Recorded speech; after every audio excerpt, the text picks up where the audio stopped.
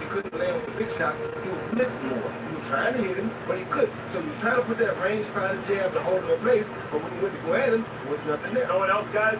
You know what shots are easier to land at a higher percentage? Body shots. Body shots, because the head moves, the body doesn't move as easily. And Triple G wouldn't throw the body shots. But just from activity, he kept Canelo's hands at home for most of those middle rounds, and as a result, swept rounds 4 through 9 by the likes of everyone who watched, except for a couple of the judges. Canelo begins at 105. 121 and 20, 120 in the middle of the fight. Clearly, in the last 3 rounds of the fight, he understood the urgency of the task. He knew he was behind on the scorecards, right, Roy? Yes, he did. His corner did a great job of telling him in round 10 that I need to be in the best rounds you ever fought before. So he was telling him you're behind. If you don't crank up and start back fighting this fight, you're going to lose it. And Canelo did just that. That's why we see the 159 punches thrown in the last 3 rounds. Some people Make sure to like and subscribe. Was he trying to control his fatigue and his energy output in the early rounds? It's really hard to say. A lot of that could be psychological, though, not knowing what he's getting into against. Make sure to like and subscribe. If not, I'm ending the stream. Finish strong, which he did by sweeping the championship rounds. He escaped with a draw against the guy. Let's not forget. Come on, one more like. Underdog coming into the fight. So Canelo's performance, if anything, outstripped expectations, and part of that was because he conserved his energy. Having now faced Triple G, having seen that really, as much as Triple G, his activity was greater, Canelo was dictating. In other words, when Canelo had activity in the first 3 and the last 3 rounds, he was able to dominate, or at least win. When he went to the ropes and stopped punching, is when Triple G had success. So if it's not that conditioning, if it's psychological or emotional with Canelo, he now knows he has to try to sustain the pace he set in the first 3 rounds throughout the fight this time. In a moment, we're going to talk about a controversy. Make sure to like, subscribe, or else I'm gonna end the stream. A discussion and ultimately a decision from the commission as to which of the 2 sides would be satisfied. But let me turn back to Roy Jones to continue one more time with the discussion of body punches. And what I'm wondering is this. Is it possible for a fighter and a corner to simply forget?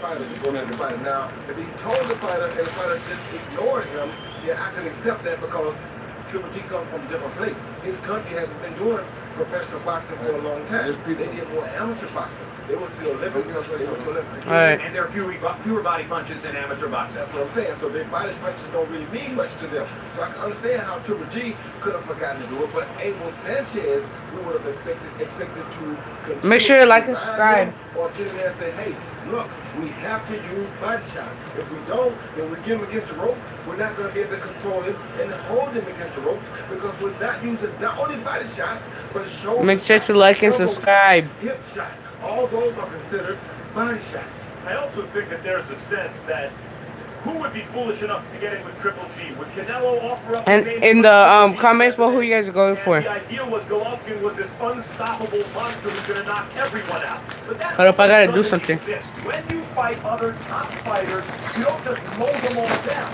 And so once the fight started, what you saw was, oh, wait a minute, Triple G has to use more boxing skill than we thought he had to use. Now, to his credit, most people thought he won.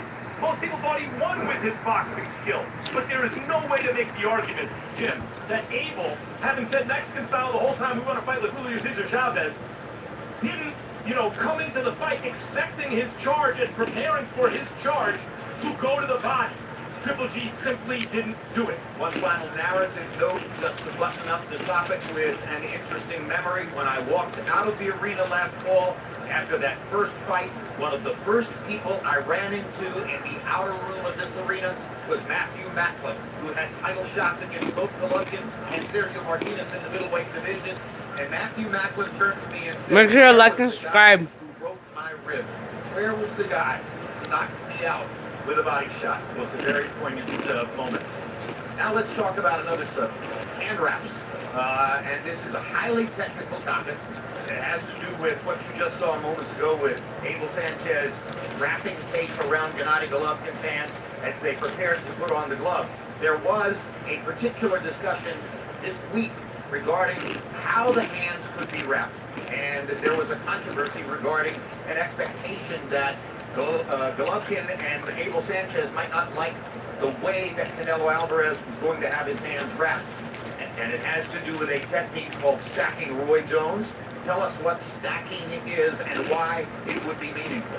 Stacking is when you wrap with the gauze, you come back, you cover it with tape, you come back and put gauze on top of the tape. That becomes almost like a cast. The only thing about it is it's not over the knuckles, but it's over the wrist area. And now if you build a cast in the back here, it feels like I can use my hand as somewhat of a club. Because it may not be on the knuckle, but it's still a cast. Make sure you like and subscribe us. I'm in the stream. So maybe I don't hit you with the knuckle, but every time I club you, I'm clubbing you with a cast. Because it's tape with gauze.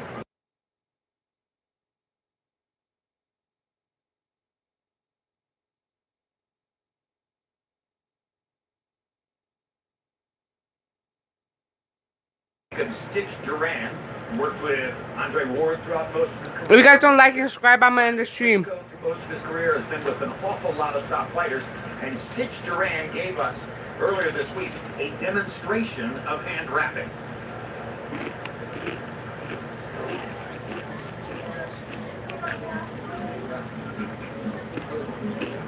No, I can't have that. No, I cannot have that. Okay, that's not gonna. There's nothing wrong with that. I can't have that. No, that's stacking.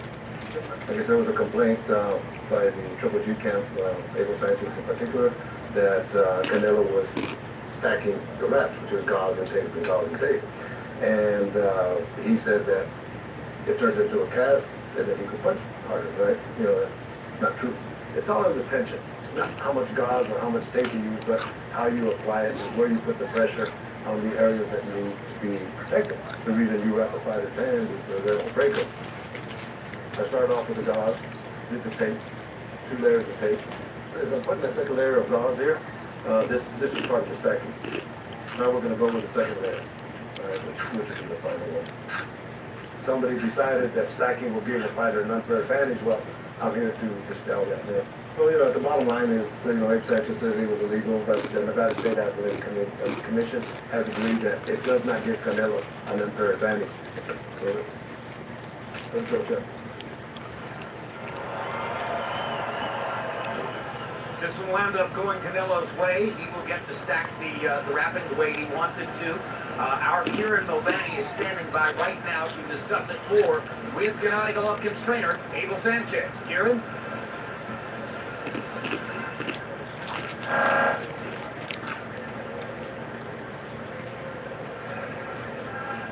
Technical difficulty, and we don't have a chance right now to get to that. Your thoughts on the hand wrapping subject, Max Kellerman, and the outcome in favor of Canelo? Well, look, my initial thought was if the stacking doesn't occur on the knuckles, on the area of the fist with which a fighter hits another fighter, then what's the harm? And I know it's a common practice. But Roy has said that it doesn't matter because it creates a cast that stiffens the arm. And Roy, you believe, lends more force to the shot. The thing is, if stacking is allowed, then that means Triple G is also allowed to stack. This is not the striking area of the fist, and since both sides are allowed to do it, it seems okay to me. Yeah, I can't imagine that Abel Sanchez doesn't know how to stack the wrapping. That's my point, Jimmy. So if you know how to stack the wrapping, why are you complaining about Canelo's stacking? Go stack yours. Because it's simple. Go stack yours. Because it's not really about the stacking. Abel Sanchez has been playing mind games, or trying to, with Canelo and his camp the entire promotion. There is legitimate bad blood between these camps. And as always, the guy with the aggressive fighter who's making the fight wants to go the counter-punching side into standing and trading more, and I think that's what Abel has in mind. And I'm told that our technical problem has been fixed, so let's see if Abel Sanchez will play mind games with Kieran Mulvaney. Kieran. Thanks, Jim. Abel, there's been a lot of talk amongst all the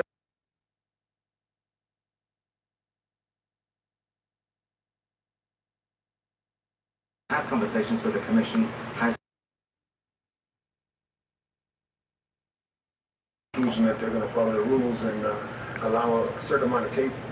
So if there is stacking, it's going to be with a limited amount of tape. So it won't be that cast that was made the first time.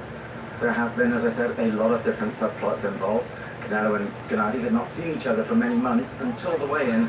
There was a little bit of shenanigans at the weigh-in. What did you make of Canelo's behavior? I thought that he's nervous. He didn't even look Gennady in the eye. He went to push him. I put my hand between them. I stood between them. There's no reason for anything to happen at that moment.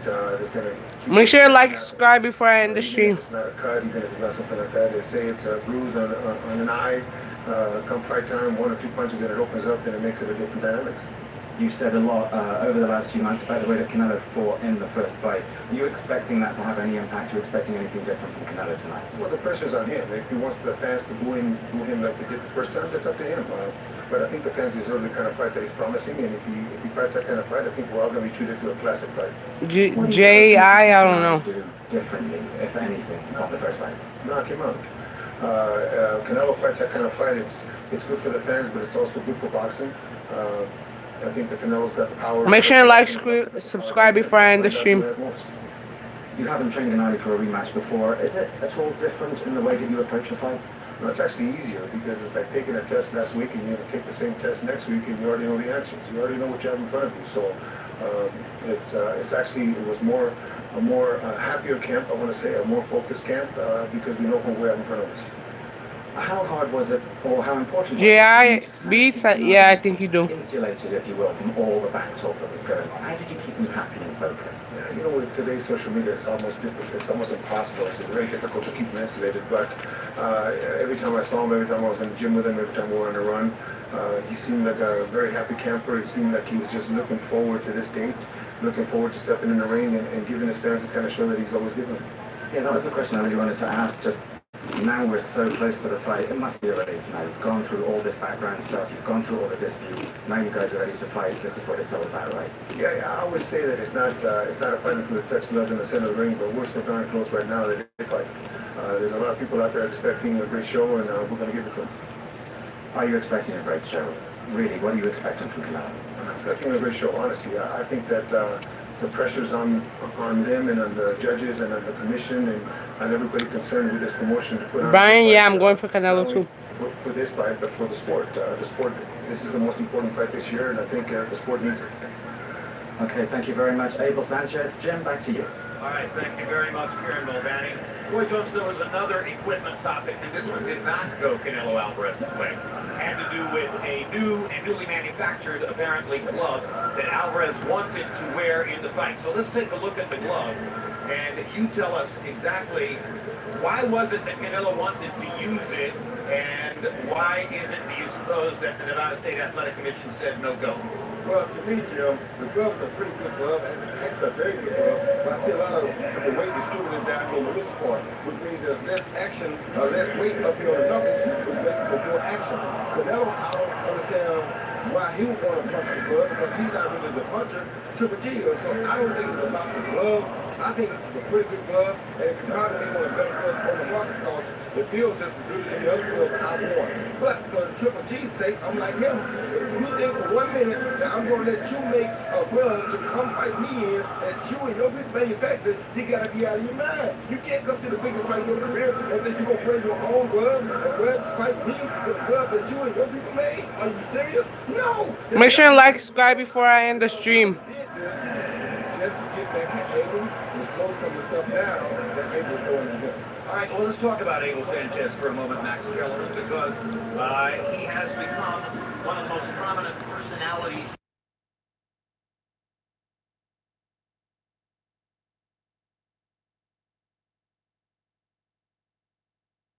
fighters back in the 1990s when he was. Okay, I was lying, but I got 100 views. Construction business in Big Bear, California. Make sure and like and subscribe. If you guys don't like and subscribe, I'm gonna end the stream. He's the guy who got a phone call from a manager he did not know, offering him the chance to talk to a fighter he'd never heard of, and the fighter turned out to be